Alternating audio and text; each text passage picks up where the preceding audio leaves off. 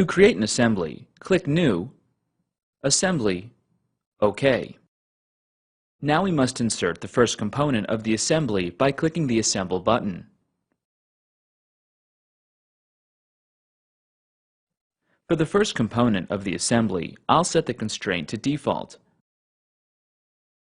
Notice the component status changed to fully constrained. Click the check to finish the component placement. Now I'll insert the second component.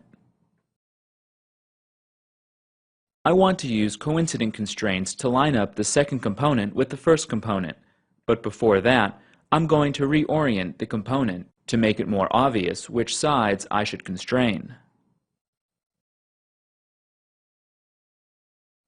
Notice that as constraints are added, the possible directions I'm able to move or rotate the part decreases.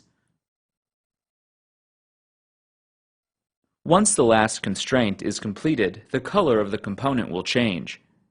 This is visual verification that the component is fully constrained.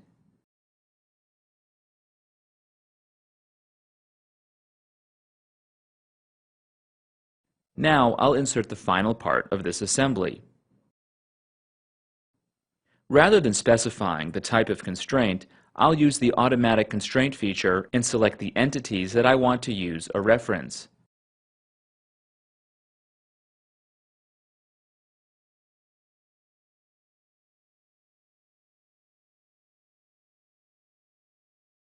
Because the two parts are far apart, the automatic constraint thought I wanted a distant constraint.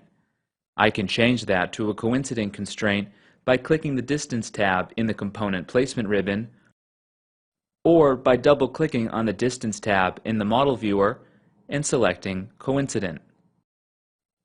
Now my third component is fully constrained and the assembly is complete.